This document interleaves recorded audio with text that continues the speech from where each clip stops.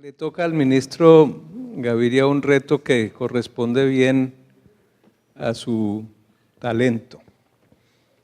Adelante, ministro. Bueno, muy buenas tardes para todos, complacido de estar aquí. Gracias, doctor Jorge Humberto, por la invitación. Ya todos se declararon académicos, me toca a mí jugar el papel de político. Y llevo 1 año y 1 semana en el ministerio. Y hay tal vez un papel de la política que yo quisiera reivindicar y que va a ser claro en mi presentación. Y es la etnografía de todos los días, el conocer los problemas de la gente y de alguna manera matizar algunas de las visiones panorámicas que son las que de alguna manera se dan desde la academia con problemas puntuales, específicos, que a veces se pierden desde arriba.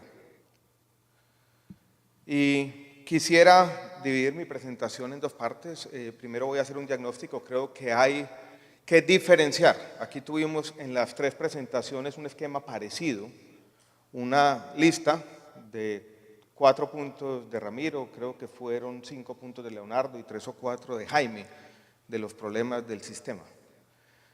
Yo creo que en esas listas, en ese diagnóstico, hay que hacer una diferencia entre los problemas más coyunturales del sistema y los problemas estructurales para ir construyendo un argumento, y espero convencerlo, no va a ser fácil, estos son 3 contra 1, de que la reforma se apunta a resolver algunos de los problemas fundamentales del sistema, pero creo que tenemos que tener un diagnóstico un poquito más sofisticado del que hemos escuchado esta tarde.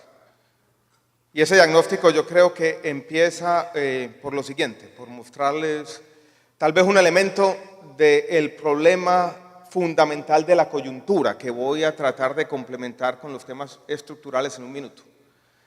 Y para entender, yo creo que lo que se llama la crisis del sistema de salud, la crisis más reciente, porque esta es una crisis ya permanente, casi un estado natural, hay que entender lo que pasó en el último periodo. Yo quisiera que nos concentráramos del año 2005, 2006, incluso 2007 hasta el año 2012, media década, un poquito más, no mucho más.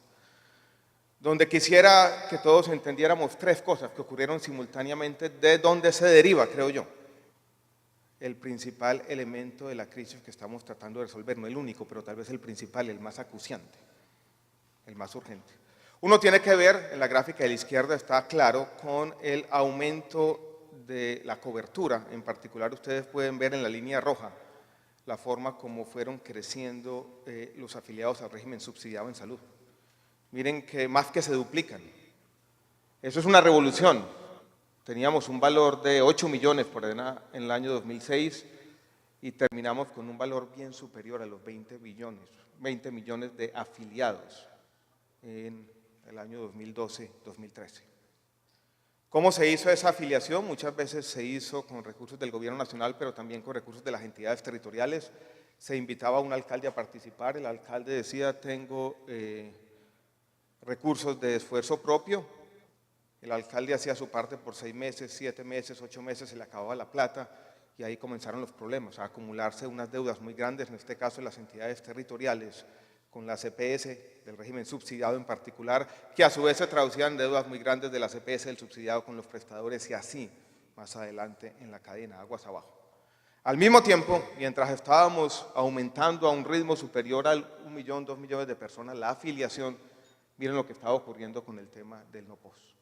Consecuencia, ya se dijo aquí, no única, pero consecuencia importante de la sentencia T760 del año 2008.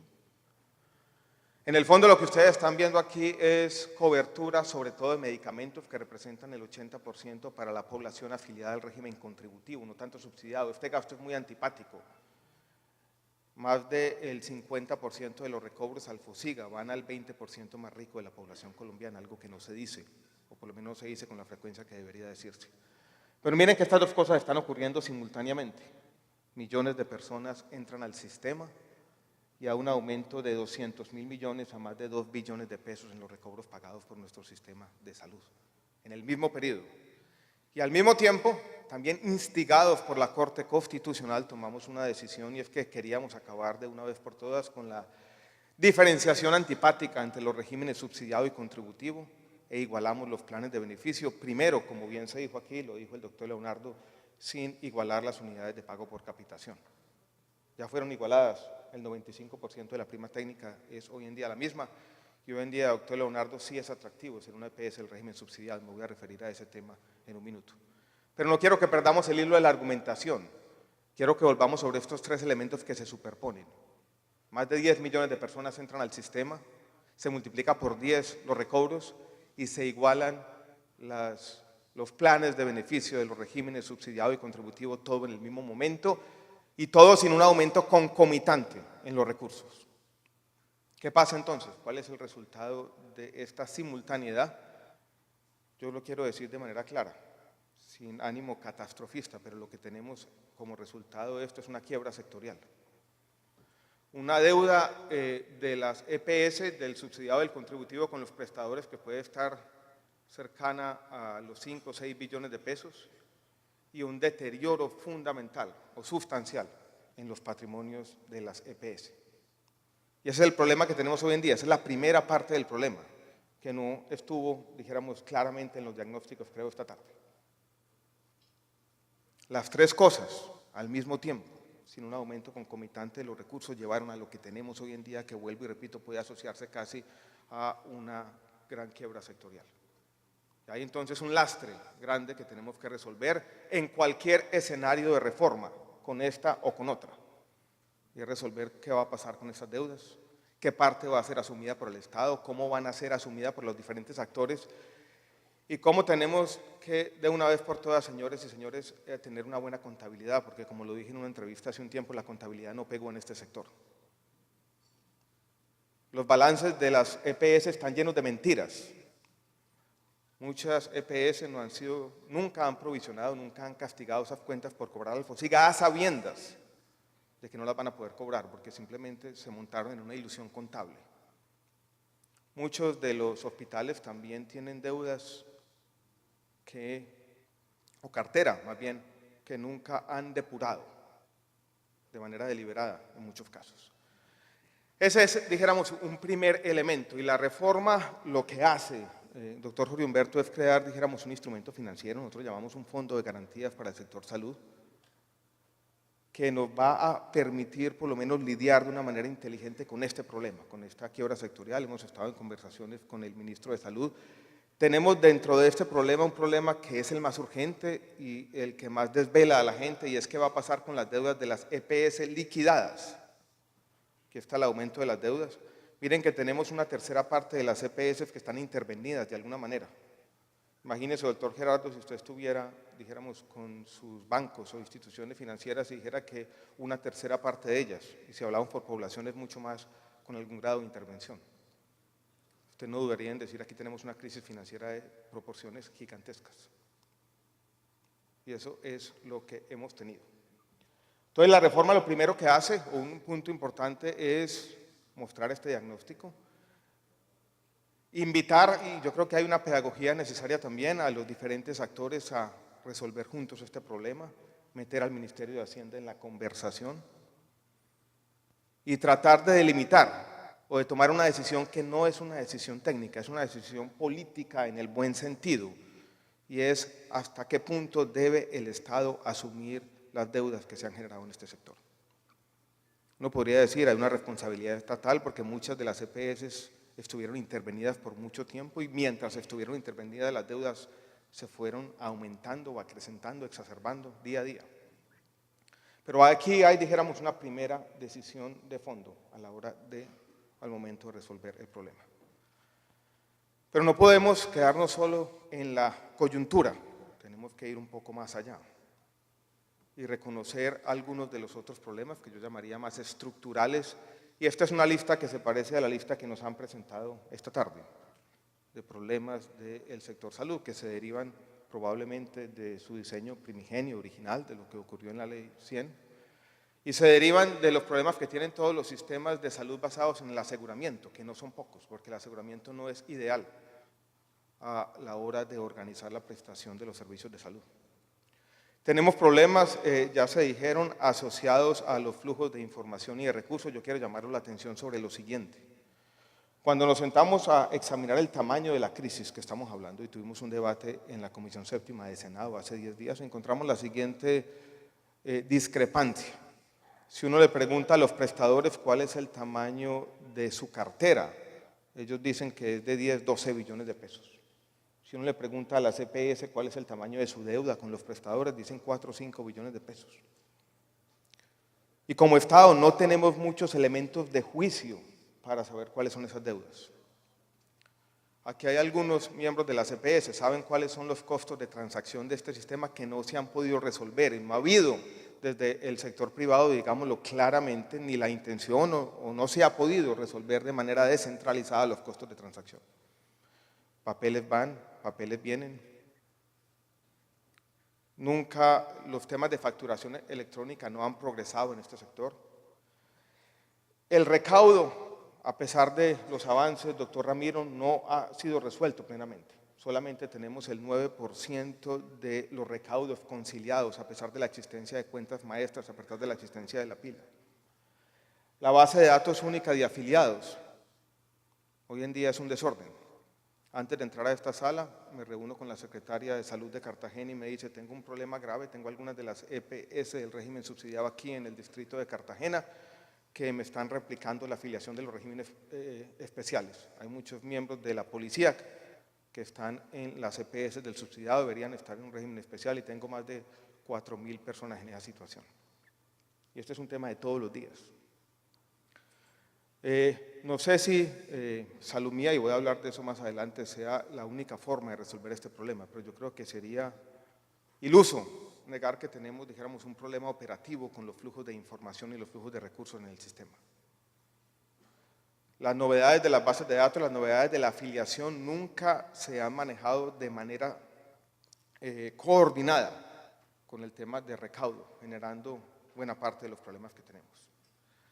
Todos coincidieron en que aquí hay un tema de problemas asociados al no-POS, que no es un problema del gobierno, no es un problema de este gobierno, no es un problema ni siquiera de la Corte Constitucional, es un problema de la sociedad, donde yo no creo, Ramiro, y voy a ser enfático en un minuto, que esto sea simplemente un problema operativo. El problema del no-POS no es un problema operativo, no es un problema de inventar un reaseguro. Yo creo que el problema del no-POS es un problema más allá, es un problema político en el buen sentido, es un problema de un contrato social que no hemos podido definir claramente. Y hablaré sobre eso en un minuto. También tenemos problemas de incentivos en la CPS. De manera cándida, el doctor Jaime Arias dice las CPS no hacen gestión de riesgo, o muy poquitas en gestión de riesgo. A mí tampoco me han llamado a preguntarme si me tomo las pastillas para la hipertensión o cosas de esas. Y digámoslo claramente, si no hacen gestión de riesgo han fracasado. Y se dedican a la otra cosa, más bien a seleccionar los riesgos. Ustedes no saben los problemas que hemos tenido cuando se liquida una EPS del régimen contributivo en Bogotá, Colpatria, con 15.000 afiliados. Les piden de todo para poderlos afiliar en alguna de las EPS. Nosotros nos hemos tenido que volver básicamente en los acompañantes de estas 15.000 personas a ver si en alguna lo reciben. La selección de riesgos es mucho más común que la gestión de riesgos, desafortunadamente. Y tenemos también un tema que no ha sido mencionado esta tarde y sobre la reforma tiene algunos capítulos nuevos importantes, que son los problemas de oferta, tanto con lo que tienen que ver con los especialistas como con camas hospitalarias y un problema grave, sobre todo en la red pública de hospitales, que es la gran obsolescencia tecnológica. Yo quiero convencerlos que la reforma apunta a resolver el primer problema, el problema coyuntural, o tiene elementos para hacerlo, y también apunta a resolver estos 4 problemas, entre otros. De pronto, no plenamente. Recuerden que los esfuerzos reformistas pueden actuar sobre solamente una parte de la realidad social. El cambio social siempre va a ser más complicado que una reforma. Las reformas pueden mejorar los incentivos. Una reforma por sí sola, y en eso estoy de acuerdo, doctor Ramiro, no va a generar las capacidades de la sociedad o del Estado, ni va a cambiar ciertos comportamientos, ni va a generar una cultura que también es necesaria para que las cosas mejoren en este sector. Pero yo creo que se apunta y apunta decididamente a resolver estos 4 problemas, más el otro. Y yo creo que para resolver el primero deberíamos, primero que todo, reconocerlo y ver cómo como sector vamos a empezar a resolver el lastre de estos 4 o 5 años de crecimiento excesivo en el sentido que no estaba completamente sustentado financieramente. Ya se dijo, pero yo creo que es importante también señalar que aquí tenemos también un tema complicado, un problema de legitimidad. Esto es una de las tantas encuestas. Uno no puede basarse solamente en las encuestas para tomar decisiones, pero sí tenemos que tener en cuenta un hecho sociológico insoslayable, y es los problemas de legitimidad del sistema de salud. Porcentaje ya muy grande de la gente que dice que la calidad del cubrimiento de salud es mala, desafortunadamente. Quiero mencionar entonces, hecho el diagnóstico, y recuerden que el diagnóstico está basado en el tema coyuntural, más 4 problemas estructurales. Uno tiene que ver con los flujos de recursos e información, otro tiene que ver con el tema del no-post, otro tiene que ver con los incentivos no siempre correctos de las aseguradoras, y el último tiene que ver con los problemas de oferta. Y cómo la reforma en sus diferentes elementos sí apunta a resolver algunos de estos problemas. Tiene un primer elemento la reforma que ha sido polémico, el gigante estatal. Una vez el doctor Jaime Arias me dijo estalinista, a raíz de Salud Mía. Salud Mía no es otra cosa que una tesorería centralizada del sistema, que busca corregir algunos de estos problemas de flujos de información y flujos de recursos, que busca dotar al Estado de mejor información, información que hoy no tenemos. Hoy no tenemos buena información sobre, por ejemplo, en qué se gasta la plata de la salud. La información llega tarde e incompleta. Es la información que nos entregan las EPS para calcular la unidad de pago por capitación. Con esta información, doctor Jaime, tendríamos mejores elementos de juicio para calcular una mejor UPC. Hoy no la tenemos. Hoy, por ejemplo, solamente 4 de las EPS del régimen subsidiado nos entregaron información para poder calcular la UPC, en el cálculo que hicimos a finales del año pasado. Para darles una idea de cómo funcionarían las cosas y de la magnitud transicional de lo que estamos hablando, veamos un ejemplo típico de lo que podría pasar, dijéramos, en el nuevo sistema. Se da un servicio de salud en cualquier hospital. Salud Mía va a tener que hacer un esfuerzo de estandarización de la factura médica acompañada de la descripción, como tiene que ser, del evento médico. Va a tener que hacer también un esfuerzo de codificación de los procedimientos, medicamentos y dispositivos. Una vez hecho eso, yo creo que puede emitir la factura del hospital. En el mejor de los mundos va a haber una auditoría médica del gestor en el hospital. Entonces ya viene, dijéramos, la factura con un chulo, en el sentido que el auditor médico del gestor en el hospital ya dijo los servicios que se prestaron son correctos. Esa factura pasa por Salud Mía. Y Salud Mía seguramente va a tener una malla de validación, como ya está estandarizada la factura y ya hay una codificación clara, va a decir simplemente, mira, aquí se cumplen unas condiciones y la factura pasa y pasa al gestor, que es en el última, como bien lo dijo el doctor Ramiro, quien va a ordenar el pago.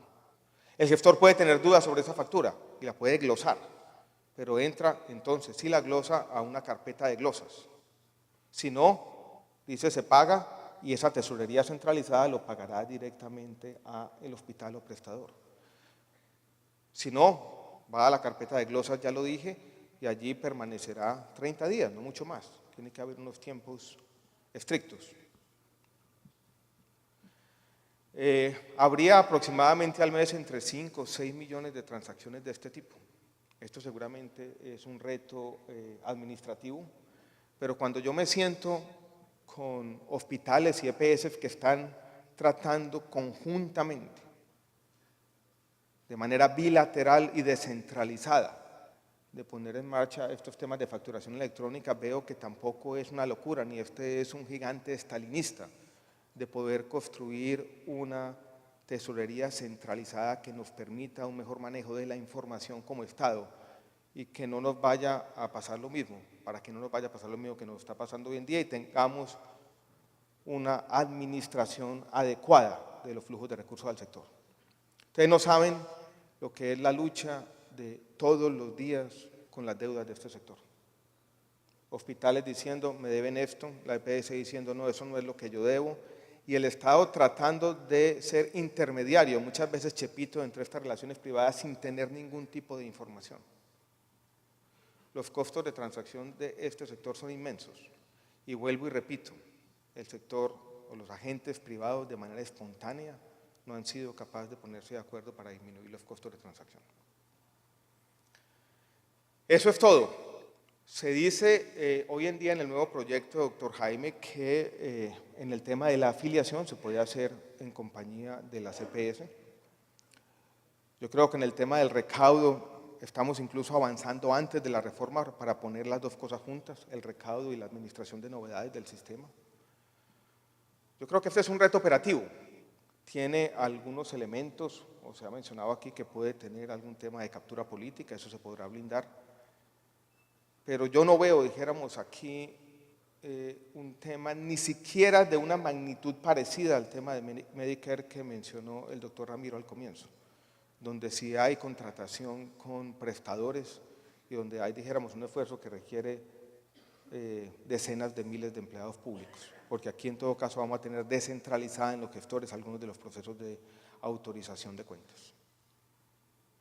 Uno puede verlo como, si se quiere, y esto es un punto que no se ha hecho esta tarde aquí, como un elemento de control adicional, posiblemente exagerado en un sistema que perdió la legitimidad pública y podía concebirse por algunos años.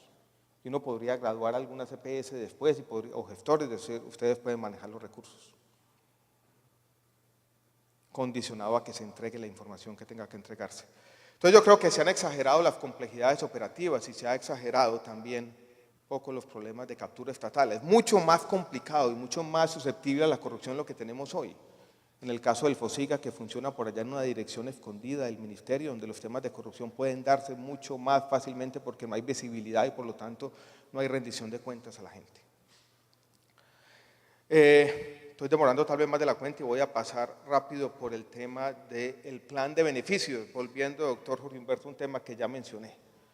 Y es el tema que yo no creo que este sea, dijéramos, un problema operativo. Este es un tema de un contrato social que tenemos que resolver. Y voy a contarles lo que hizo la ley estatutaria y lo que está tratando de hacer la ley ordinaria y cómo estamos avanzando decididamente en un tema tan complejo, que consiste en marcar los límites de un derecho fundamental. Esto es decidir hasta dónde llega la responsabilidad del Estado. Delimitar en el tema de la salud, que vuelvo y repito, es un derecho fundamental, la responsabilidad estatal, decir, bueno, esta tragedia ya no es del Estado y el Estado simplemente puede voltear la espalda, casi sobra decirlo, no es un tema fácil. ¿Qué tratamos de hacer con la ley estatutaria? Y este va a ser tal vez el elemento más importante que va a examinar la Corte Constitucional. Hay una definición de lo que es una ley estatutaria, doctor Jorge Humberto, que me comentó el otro día el exmagistrado Manuel José Cepeda, que yo creo que es importante. Una ley estatutaria no es otra cosa que un acuerdo voluntario de la Corte Constitucional para autolimitarse. Y si eso es así, porque recuerden, tiene control previo de la Corte Constitucional, uno tiene que pensar sobre todo cómo la Corte. Uno no puede plantear una ley estatutaria como lo quiso hacer el gobierno y fracasó de manera estruendosa en 3 días diciendo, yo voy a hacer una ley estatutaria que simplemente diga el derecho fundamental a la salud está subsumido en el POS y todo lo que no esté en el POS ya no es responsabilidad del Estado. La Corte no va a entrar en ese acuerdo voluntario para autolimitarse. Y este esfuerzo que hicimos de la ley estatutaria, por lo tanto, estuvo acompañado de los magistrados que estaban haciendo una lectura inteligente de lo que era una jurisprudencia copiosa de la Corte Constitucional. Uno puede cerrar la espalda a esto, y yo creo que en esto, doctor Leonardo, ustedes deberían hacer una lectura un poco menos suspicaz y más abierta a lo que ocurre en la ley estatutaria, porque me parece que en eso se han equivocado, y se han equivocado sistemáticamente. Por ejemplo, cuando tú dices que aquí no hay un tema de costo-beneficio, voy a explicar por qué eso puede ser un error y cómo estamos tratando de lidiar con esos dos problemas simultáneamente. Entonces, ¿qué hace la ley estatutaria? Lo que tiene que hacer, según el artículo 152 de nuestra Constitución, es delimitar lo que se llama el núcleo esencial del derecho. Y nosotros vamos a distinguir por ahora ese núcleo esencial del derecho del plan de beneficios. ¿Y cómo vamos a limitar el núcleo esencial del derecho? por medio de lo que llamamos algunas exclusiones explícitas. Exclusiones que, vuelvo y repito, van a delimitar la responsabilidad del Estado. Entonces, ¿qué es lo que dice la ley estatutaria? Que aquellos procedimientos o tratamientos o medicamentos que no tengan ninguna evidencia científica sobre su seguridad, eficacia o efectividad no hacen parte del derecho fundamental y, por lo tanto, ni siquiera podrán ser recobrados vía tutela. Lo que tenga que ser prestado en el exterior, lo que tenga un objetivo meramente cosmético o suntuario, lo que no esté autorizado, no tenga registro sanitario y lo que esté en fase de experimentación. Hoy tenemos muchas tutelas para las cosas que hay aquí.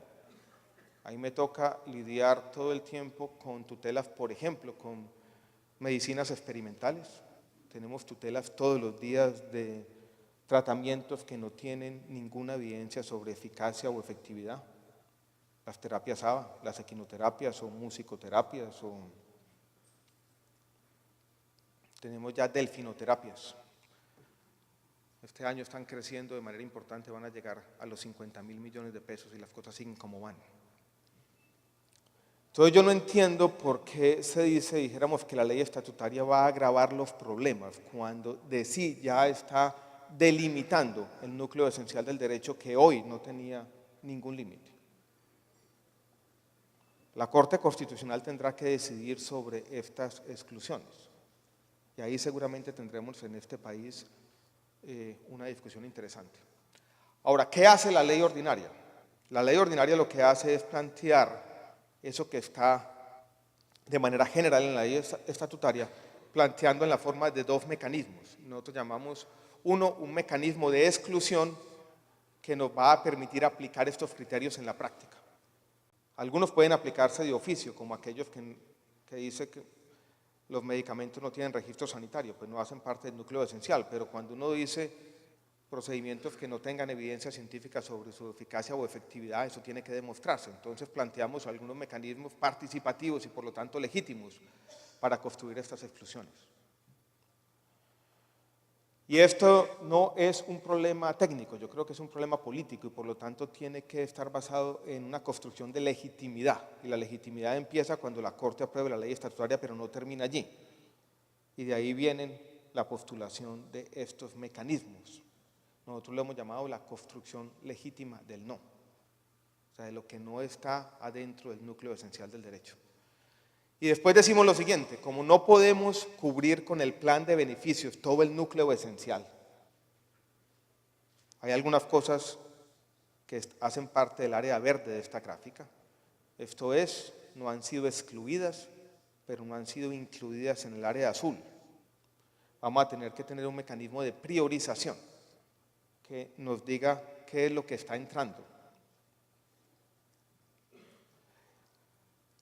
Y ese es el mecanismo que plantea la ley ordinaria. Y ahí, doctor Leonardo, es donde entran los criterios de costo-efectividad. Casi ningún país del mundo admite criterios de costo-efectividad a la hora de definir el núcleo esencial. Lo admite es a la hora de definir el plan de beneficios, que es otra cosa distinta. Eso nos va a implicar, y esto es complejo, pero así tiene que ser, que en el área verde que ustedes ven aquí, vamos a tener todavía algún tipo de tutelas.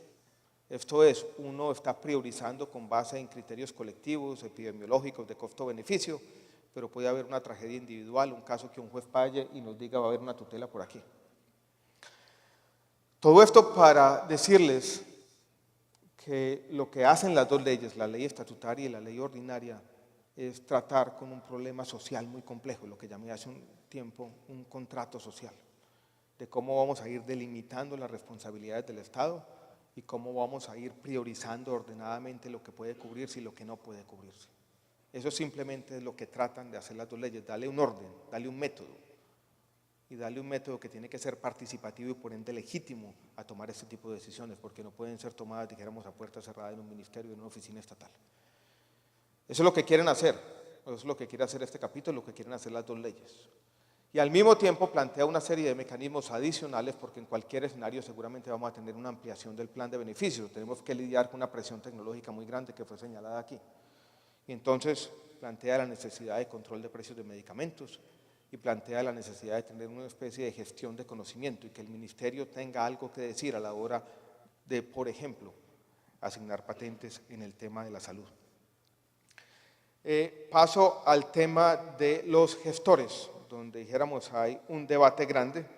El debate en el Congreso empieza incluso un poco más atrás, empieza primero con el tema de la intermediación.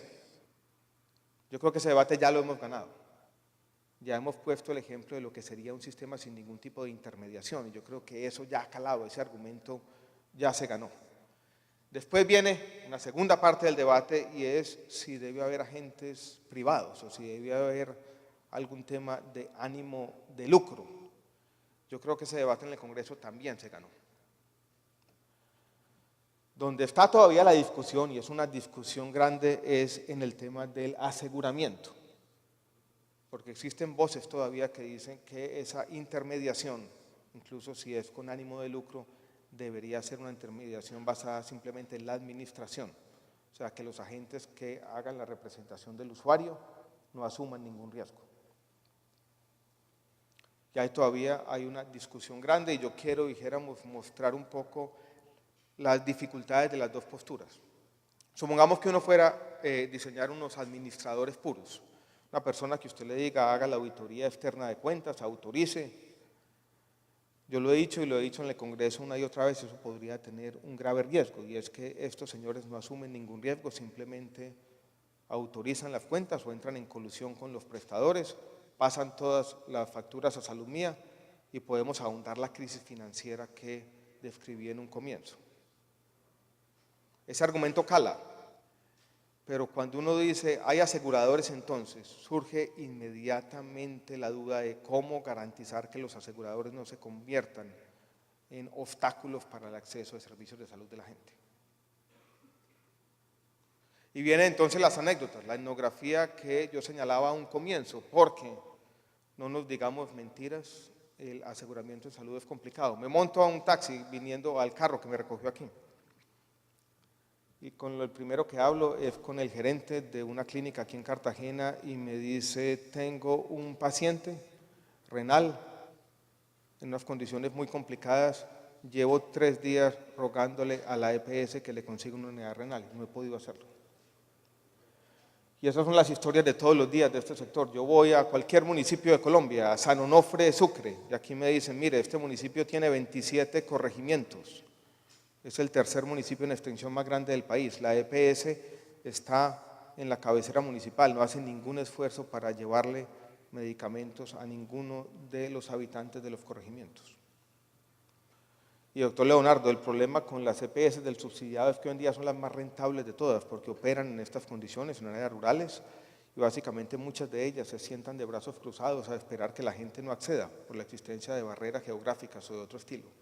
O voy a La Guajira, y en La Guajira me dicen, mire, aquí tengo una EPS que de manera deliberada no contrata con la S pública, con el hospital público, porque el hospital público tiene puestos de salud en toda parte, y como tiene puestos de salud en toda parte, sabe que la gente va a acceder al puesto de salud y lo van a remitir al hospital. A ella le interesa simplemente contratar con esta otra IPS privada, porque sabe que la gente tendría entonces para buscar alguna atención que desplazarse a la cabecera municipal. No lo van a hacer, no lo van a hacer asiduamente, y eso va a ser una barrera artificial para acceder a servicios. O voy al corregimiento de Santa Elena en Medellín para seguir con la etnografía de todos los días y me dicen, mire, aquí hay un puesto de salud de Metrosalud, ahí es donde están los silleteros. Hay 18.000 personas que viven allí, 15.000 están en el régimen contributivo, hay un puesto de salud excelente a 2 o 3 cuadras de la casa de la gente. La CPS del contributivo le dicen su atención primaria tiene que hacerla muchas veces en Itagüí, a 2 horas de distancia, en bus o en taxi, y la gente no accede. Entonces, vamos a decir que esto solamente es un tema de aseguramiento, yo no creo.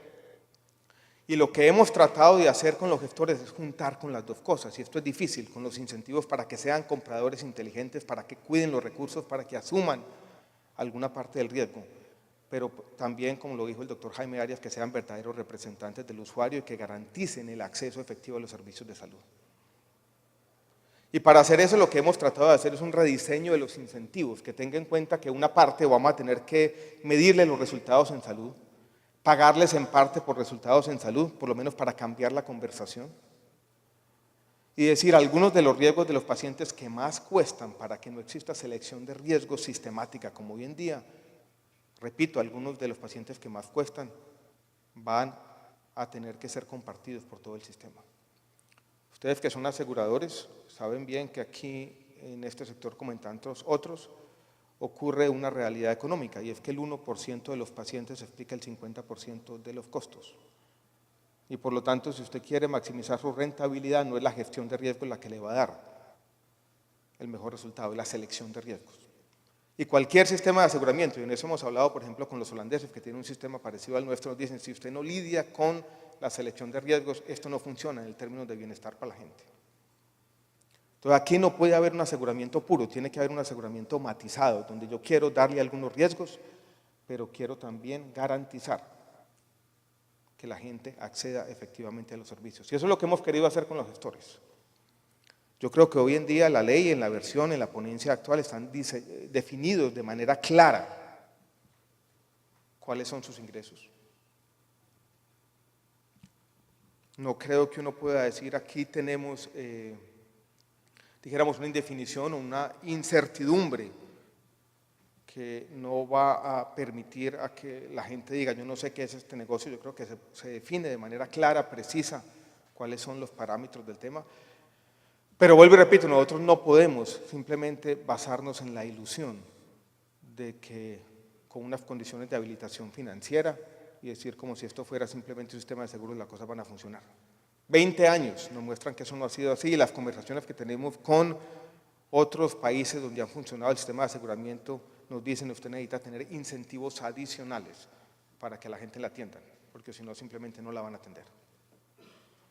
Y para eso se necesita fortalecer la Superintendencia de Salud, y doctor Leonardo, lo invito a leer el capítulo sobre inspección, vigilancia y control, y también a tener en cuenta que acabamos de firmar unos decretos de reestructuración de la Superintendencia de Salud que hace que pase lo que no ha pasado en el pasado. O sea, ya va a tener oficinas regionales, en la ley va a tener unos mecanismos más expeditos de sanción.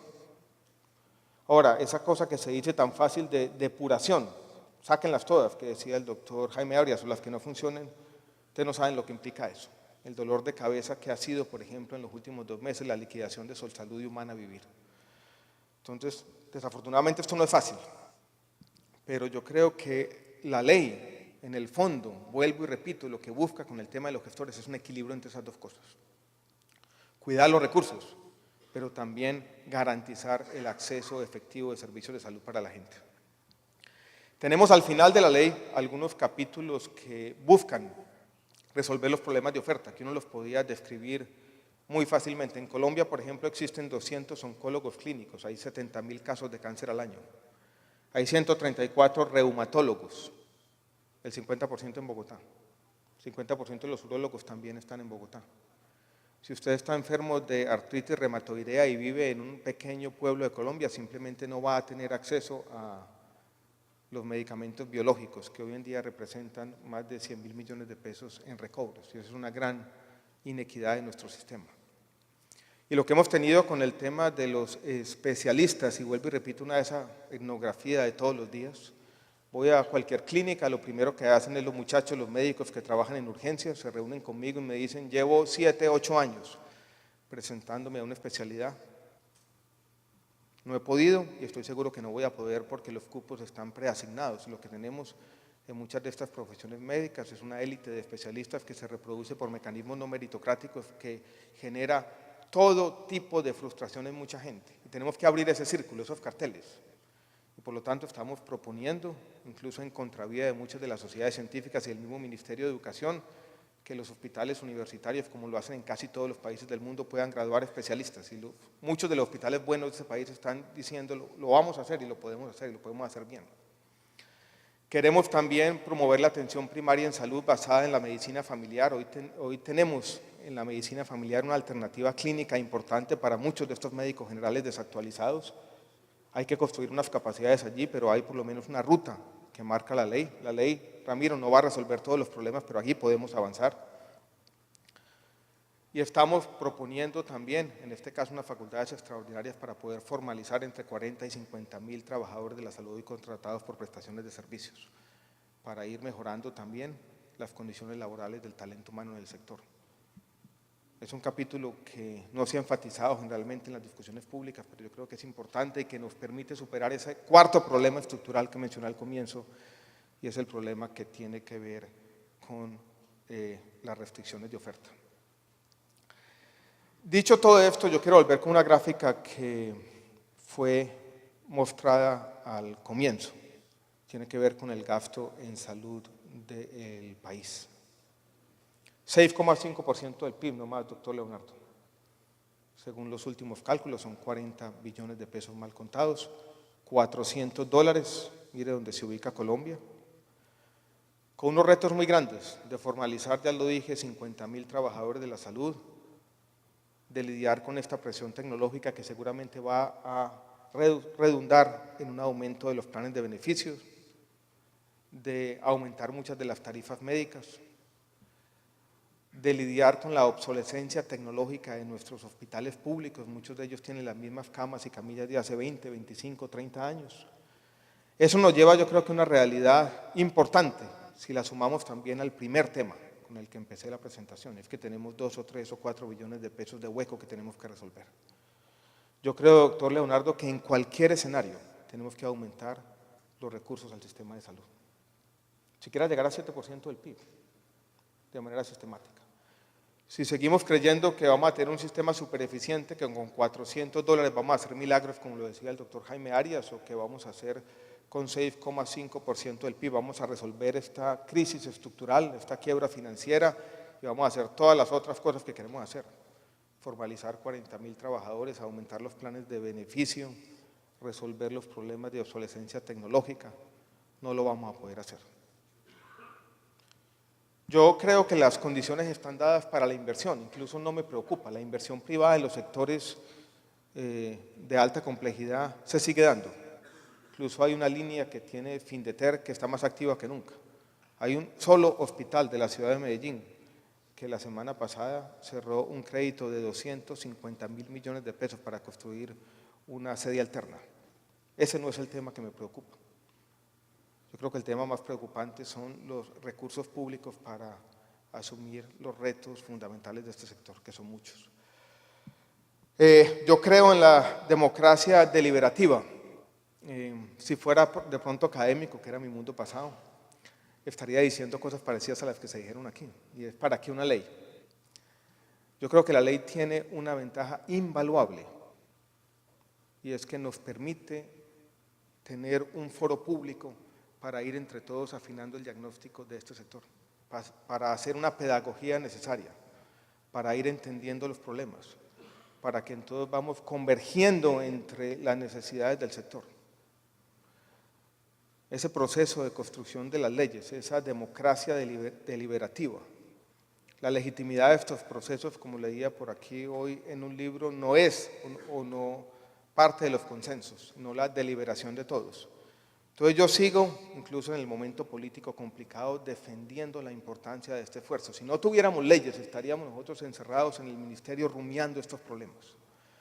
Y no tendríamos la oportunidad de compartir con ustedes y compartir con el Congreso, que es el foro de la democracia, las dificultades, los desafíos de este sector. Un sector que, sobra decirlo, ustedes miren que tenemos posiciones aquí, no está sobrediagnosticado como se cree. Todos somos académicos, todos le hemos dado vueltas a estos problemas por mucho tiempo, pero mire que ni siquiera tenemos un consenso. Vamos a tener que seguir conversando y buscando salidas a un problema que no es fácil, pero vuelvo y repito, las leyes nos dan esa oportunidad, a elevar el debate a los foros que tienen que ser. Entonces aquí seguiremos, termino con este punto, y esto lo he hablado con el presidente una y otra vez, sí tenemos unas líneas rojas, y sabemos que si este proyecto se deforma más allá de cierto nivel, el gobierno simplemente dirá, no nos interesa.